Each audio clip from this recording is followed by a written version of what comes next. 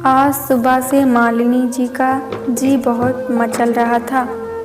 वो थोड़ी उकता गई, लेकिन अगले ही पल खुशी से उछल पड़ी। ये पहला चिन्ह था उसके गर्भवती होने का। उन्होंने तुरंत अपनी बेटी यानी खुशी को फ़ोन लगाया। जी हाँ, आपने सही पढ़ा। उसने अपनी बेटी, जो कि 20 साल की थी, उसे ही फ़ोन लगाया था। सिर्फ वो और उसकी बेटी ही इस सच को जानते थे। अब तक दरअसल उनकी बेटी खुशी की शादी को जब 4 साल हो गए और वो फिर भी माँ नहीं बन पाई, तब शुरू हुआ अलग अलग डॉक्टरों के यहाँ चक्कर लगाने का सिलसिला। पर कुछ दिनों की दौड़ भाग के बाद सारे डॉक्टरों ने एक स्वर में कह दिया था कि वो अगर माँ बनने की कोशिश करेगी तो उसके लिए मृत्यु के गले लगाने जैसा होगा। खुशी जैसे पागल सी हो गई। दामाद भी उदास हो गए और उससे भी ज़्यादा उदास हो गई मालिनी, क्योंकि खुशी उसकी एकमात्र बेटी थी और उसका कोई भी दुख मालिनी जी से बर्दाश्त नहीं होता था। बाद में एक डॉक्टर ने दोनों माँ बेटी को एक उपाय बताया कि अगर कोई औरत अपनी कोख इसे उधार दे दे तो अपना काम बन जाएगा। शुरू हो गई उधार की कोख ढूंढने की मुहिम, पर कोई भी कोख माँ बेटी को सही नहीं लग रही। कभी उस औरत की कीमत ज़्यादा होती, कभी उसका शरीर ठीक नहीं होता। एक दो जगह पर सब कुछ ठीक निकला तो उसकी कोख में बच्चा नहीं टिका और दोनों माँ बेटी एक ही बार प्रयत्न करना चाहती थी, क्योंकि उनका मानना था कि अगर पहली बार में गर्भ ठहर जाए तो मानेंगे कि ये ही सही कोख है। इस सब चक्कर में और 1 साल निकल गया। बेटी 25 की हो गई। एक दिन दोनों इस तरह एक डॉक्टर को मिलने गई थी। तब मालिनी जी को देखते ही डॉक्टर बोली, अरे मालिनी जी, आप क्यों नहीं कर लेती सरोगसी? पूरी तरह से फिट हैं आप और आपसे अच्छी मदर कौन हो सकती है? भला 40 की उम्र में अपने बारे ये सोचने वाली डॉक्टर को बहुत सी गालियां देकर दोनों माँ बेटी घर आ गए। पर घर आकर दोनों ने फिर से एक बार सोचा, वैसे डॉक्टर गलत भी नहीं है। एक साथ दोनों के मुंह से निकला। फिर शुरू हुआ मालिनी जी के अलग अलग टेस्ट का चक्कर। संयमित जीवन जीने वाली मालिनी जी के टेस्ट रिपोर्ट सारे डॉक्टर के हिसाब से बिल्कुल सही थे सरोगसी के लिए। पर अब सवाल था, घर में कैसे बताए? क्या खुशी के पिता और पति दोनों इस बात को मानेंगे? मुश्किल था, पर हिम्मत करके दोनों ने अपने अपने पति को ये बताया। पागल हो गई हो क्या? दोनों पतियों का एक जैसा रिएक्शन था। सहज भी था, लोग क्या कहेंगे? कुछ अकल है कि नहीं तुम दोनों में? 2 अलग अलग घरों में 2 पति एक ही बात कर रहे थे, पर खुशी का रोना दोनों जगह काम कर गया। अतः में ये तय हुआ कि माँ कोख उधार देगी, पर बेटी गर्भवती होने का नाटक करेगी। जब डिलीवरी होगी, बेटी बच्चे को लेकर जाएगी। ये सब तय होने के बाद डॉक्टर ने खुशी के पति के स्पर्म और खुशी के अंडे का मिलान कर माँ की कोख में ट्रांसफ़र कर दिया। सब कुछ तय किए मुताबिक करना था, इसलिए मालिनी जी ने खुशी को फ़ोन लगाया और खुशखबरी दी और उसे नाटक शुरू करने के लिए सिग्नल दिया। इधर खुशी ने अपनी सास को ये बात बताई। सास ने ये खुशखबरी मालिनी को सुनाई। जैसे ही मालिनी को ये खबर मिली, उसने खुशी की सास को एक विनती की। खुशी काफ़ी बड़ी होने के बाद गर्भवती हुई है तो उसे पहले से ही अगर मेरे यहाँ भेज दे तो बड़ी कृपा होगी। खुशी की सास को भी किसी तरह की रिस्क लेनी नहीं थी। उसने तुरंत हाँ कह दी और खुशी मातृ भवन आधम की। अब जो जो माँ को होता था वो खुशी अपनी सास को खुद को रहा है कहकर बता दी। पहले 3 महीने में ही मालिनी की हालत खराब हो गई। हर आए दिन की उल्टियाँ और खाना ना खाने पाने की तकलीफ, दोनों की वजह से मालिनी को लग रहा था कि कहाँ से झंझट उतार ले लिया, पर खुशी को देखती तो सब भूल जाती। यही तो था एक माँ का प्यार। धीरे धीरे दूसरा और फिर तीसरा महीना भी निकल रहा था। मालिनी को इस महीने उल्टियाँ तो थोड़ी कम हो गई थी, पर चाट खाने को बहुत दिल करता था। पर खुशी खाने नहीं देती, कहती बच्चे के लिए अच्छा नहीं होगा। अब वो खुशी की माँ नहीं बल्कि खुशी उनकी माँ बन बैठी थी। धीरे धीरे दिन चढ़ते जा रहे थे। अब 6 महीने पूरे होने के थे। एक दिन अचानक खुशी की सास आ गई बहू की तबीयत देखने। अब दोनों माँ बेटी की हालत खराब। माँ ने बीच का रास्ता निकला, खुद चली गई सहेली के घर का बहाना निकल कर, बहू तुमसे तो पता ही नहीं लग रहा कि तुम प्रेग्नेंट हो। सास की आवाज़ पर चौंकी खुशी, क्यों कुछ अलग लगता है क्या? हाँ, अब 5वां महीना पूरा होने को है और तुम्हारा पेट तो बाहर निकला ही नहीं। अभी तक लगता है बेबी कमज़ोर है। काफ़ी सास ने मुंह बनाकर कहा, क्या खाने पीने का ध्यान नहीं रखती तुम्हारी मम्मी? नहीं, ऐसा नहीं है। खुशी तुरंत बोली, हाँ वो हमें पहले 3 महीने उल्टियाँ ज़्यादा होती थी, इसलिए हमारा वज़न कम हो ही गया था, अब जाकर बड़ा है। थोड़ा माँ के वज़न कम होने पर उसे डॉक्टर ने जो कहा था वो उसने अपनी सास को बोल दिया। तुम्हारी माँ तो हमारे आते ही खिसक ली, हमें अच्छा नहीं लगा। सास ने पुनः अपनी नाराज़गी दिखाई। वो तो आप बिना फ़ोन किए आए ना। एक्चुअली माँ और उनकी सहेलियों का पिक्चर का प्रोग्राम बना था। पहले से ही खुशी सफाई दे रही थी, जबकि अंदर डर रही थी कि माँ हड़बड़ी ना करे जल्दी आने की। उसका ध्यान माँ के मोबाइल पर गया। अरे यार, ये यहीं भूल गई है। आज उसे अपनी माँ पर तरस आ रहा था। क्या कुछ सहन कर रही है माँ मेरे लिए? तो इसका मतलब वो 3-4 घंटे पहले तो क्या आएगी? सास ने पुनः रोष प्रकट करते हुए कहा, इतना तो हो ही जाएगा। खुशी को था कि ये जल्दी से खिसके ताकि माँ को बुलाया जा सके। चलो तो मैं चलती हूँ, माँ को बताना कि मैं फिर आऊँगी। अब की बार फ़ोन करके आऊँगी ताकि घर में ही मिले। सास ने कुछ खुश्क स्वर में कहा। खुशी उनकी तलखी समझ गई पर बोली कुछ नहीं।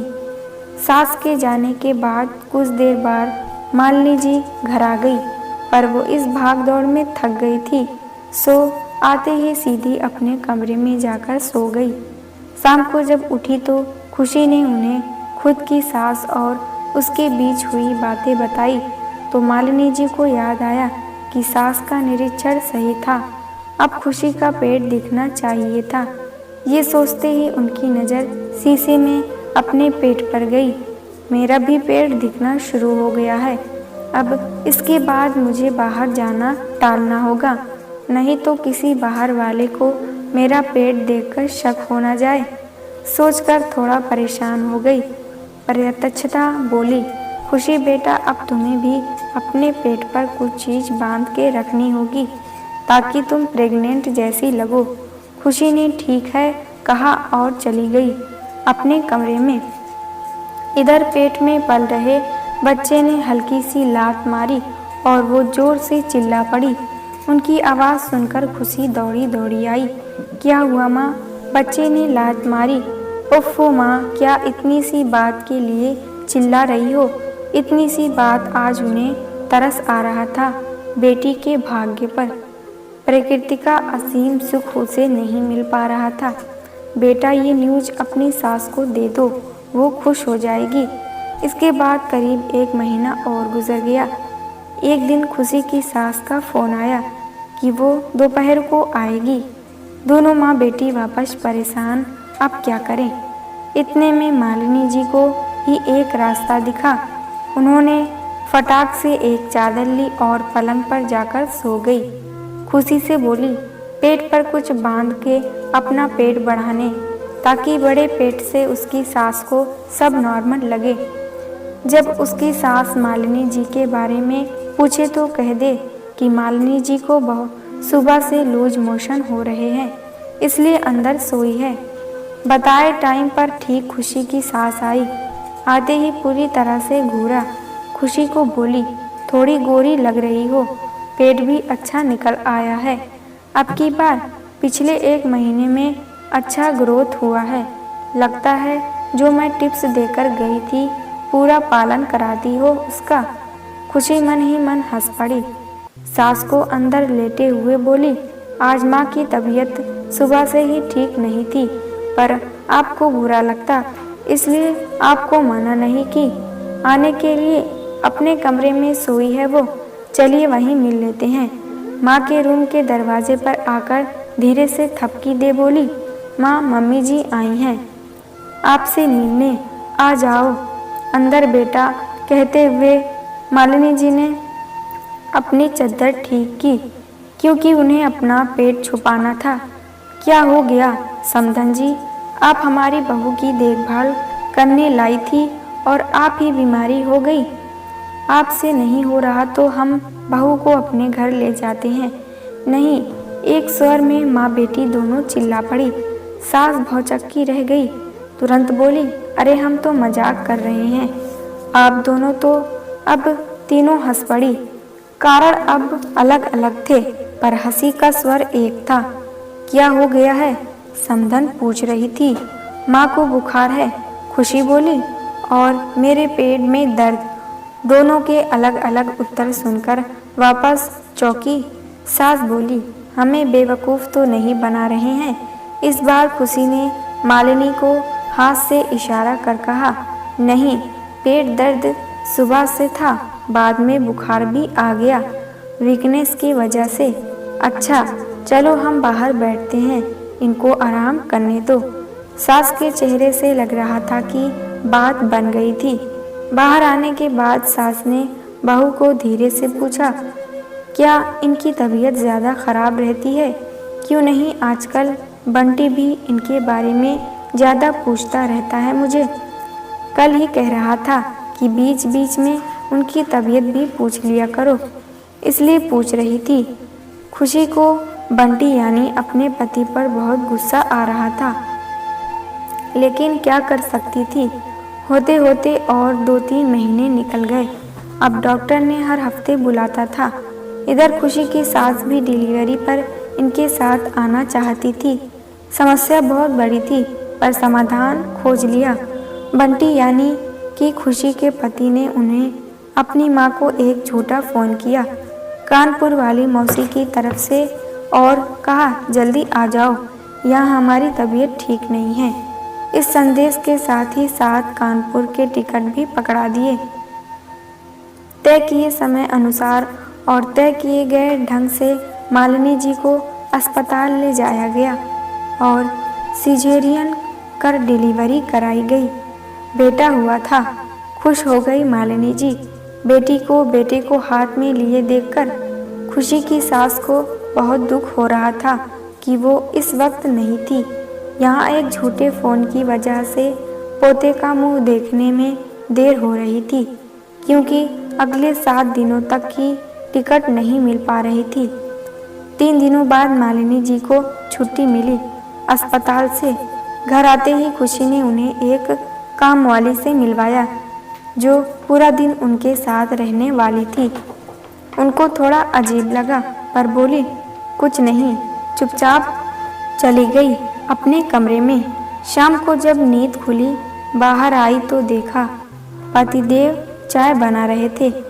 उन्होंने खुशी के बारे में पूछा, खुशी सोई है क्या? आप क्यों बना रहे हो चाय? वो चली गई अपने घर। पतिदेव ने थोड़ा गुस्से में जवाब दिया, क्या इतने जल्दी वो संभाल पाएगी? क्या बच्चे को अकेले माँ की ममता जागृत हो उठी? पता नहीं, लेकिन बोलकर गई कि माँ को बोलो आराम करे, मेरे पीछे दौड़ी ना चली आए। आज उन्हें अपनी बेटी की करतूत पर शर्म आ रही थी। जिस बेटी के लिए वो जान पर खेलने को तैयार हो गई, उसने क्या ये किया? सोच सोच कर परेशान हो रही थी। वक्ष से आता दूध बच्चे के मुंह के बदले कपड़ों को लग रहा था। 1-1.5 महीना रुक जाती तो कम से कम बच्चे को अपना दूध तो पिला सकती। मैं सोचते ही उनके आंसू निकल आए। उधर खुशी अपने घर में बच्चे को संभाल नहीं पा रही थी। बच्चा भूख से बिलख रहा था। खुशी बच्चे को पति को देकर बोली, मैं दूध लाती हूँ, इसके लिए तब तक आप संभालो। रसोई में दूध बनाते हुए भीनी आंखों से सोच रही थी, अगर आज मैं स्ट्रांग नहीं बनी तो मुश्किल हो जाएगी। जो माँ मेरी जैसी शादीशुदा बच्ची की खुशियों उम्र में प्रेगनेंसी के सारे दर्द सहन करने को तैयार हो गई, वो माँ इस नए जन्म बालक को छोड़ने के लिए अपना कलेजा कैसे तैयार कर पाती? माँ मुझे माफ़ करना, पर माँ बनना मैंने आप ही से सीखा है। आपसे मैंने सिर्फ कोख उधार नहीं ली, बल्कि बच्चे के लिए कुछ भी कर गुजरने के वो संस्कार भी लिए हैं, जिसकी बदौलत आज मैं माँ बनी हूँ। प्यारे दोस्तों, अगर ये कहानी आपको पसंद आए तो लाइक सब्सक्राइब करना ना भूलें।